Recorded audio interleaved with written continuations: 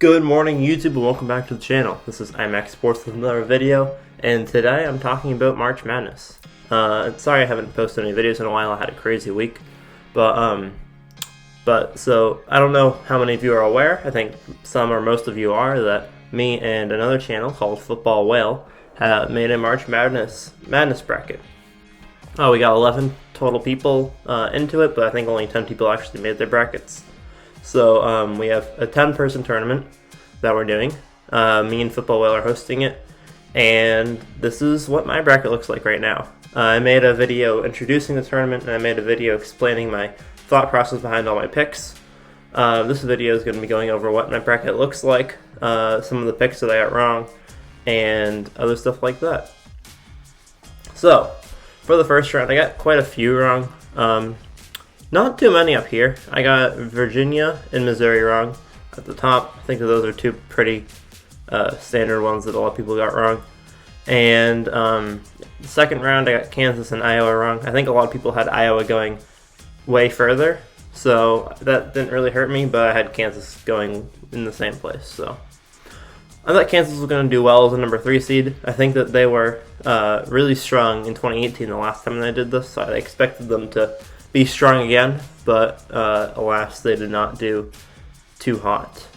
In the South, I had Purdue winning. Both of the 4 seeds in the South and the West lost. So I had Purdue winning, of course, and then I had Purdue losing in the second round to Villanova, which Villanova ended up winning against the 13 seed. And then I had Virginia Tech and Ohio State both winning. I probably should have picked Florida because they're probably the more obvious choice. And I don't think anyone expected the number 15 seed to beat Ohio. I do think that I should have had Arkansas winning, though. I told myself a whole bunch of times I thought Arkansas was going to win, but I switched at the last second to Ohio State because I thought Ohio State was the safer bet. That being said, it's only 40 points, so it's not that big of a deal. Moving on to the East, I got this one wrong. I thought I picked a couple of 9 seeds over 8 seeds. I thought they would have upsets. They didn't. I had Colorado winning a couple of games. I thought they were going to beat Florida State. Their team stats looked really strong. I was also feeling confident after they put up 96 points in Game 1, but in Game 2 they only put up 53. So, I mean, it's so hard to know these things. BYU and Texas, I had all 3 of these teams winning, BYU, Texas, and UConn. None of them won. I had Texas winning the second round. Of course they can't win it if they lost the first round. I should have picked Alabama to go to the finals. I would have had 20 extra points in this round. Alabama didn't win in the third round anyways, so I don't really feel too bad about that, because even if I had picked Alabama, they still wouldn't have won. So I only really lost 20 points in that one. But yeah, so my total regrets are up to 60 points, I guess.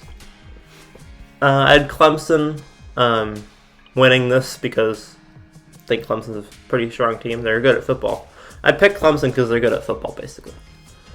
San Diego State, I had winning against Syracuse. I actually had them winning 2 rounds because San Diego State looked like a very strong team.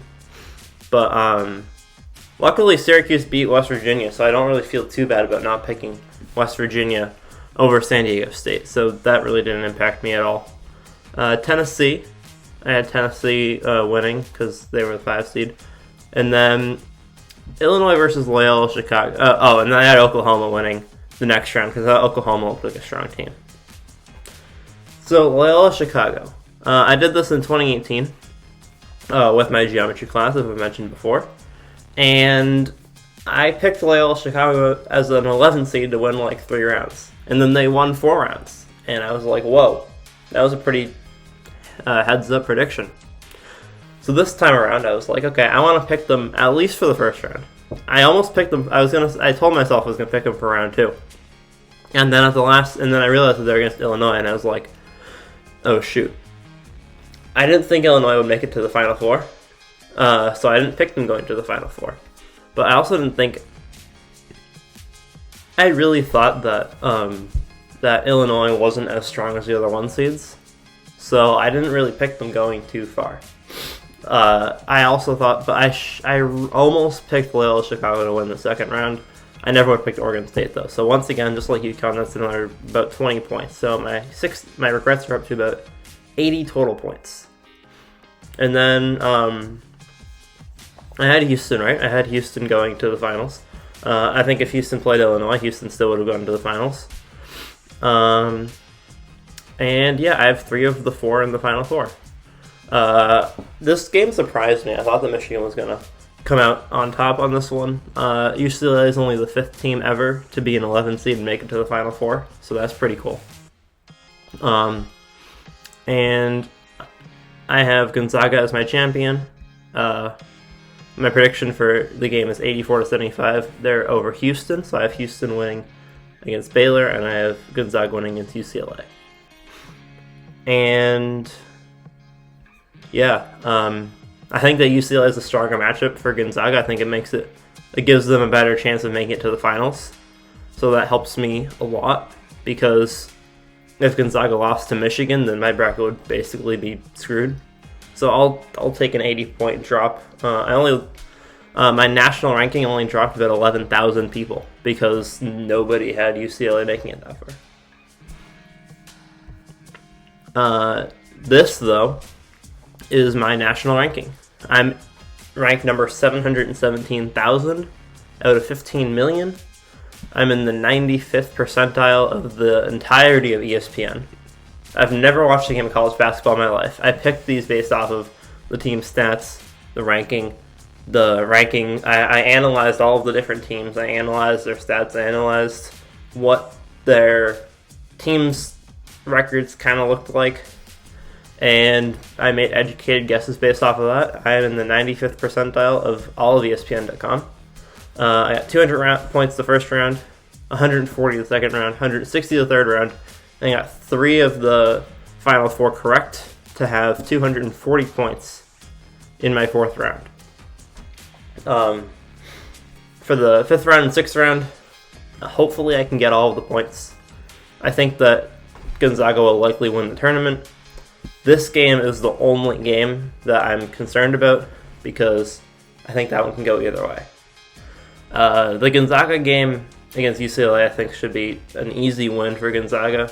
They haven't put up under 80 points the entire tournament, and UCLA hasn't scored 80 points. Oh, they scored 80 once against Alabama, but I think Gonzaga should be able to win that easily.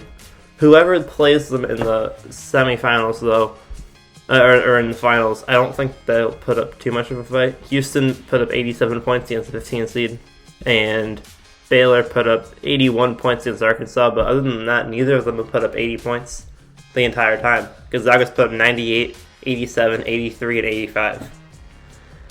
So, this will be the biggest one. If I get this correct, if I get the Baylor-Houston game correct, and Gonzaga wins the championship, then I think I'm going to be in the 98th or 99th percentile for the whole tournament.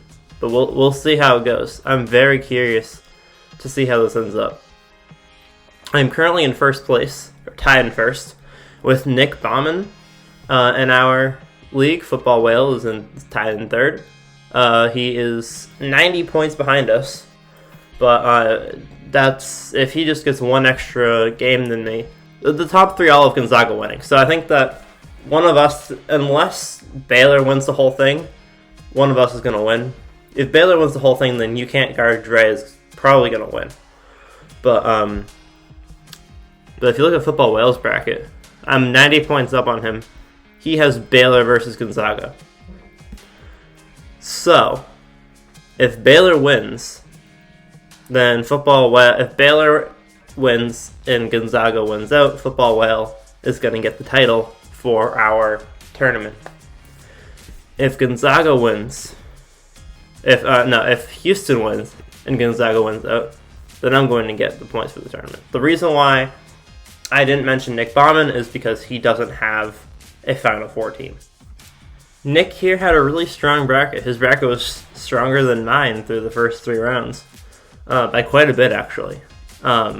But since he doesn't have a second Final Four team, it is impossible for him to win, because Football Whale and I, one of us has Houston, one of us has Baylor.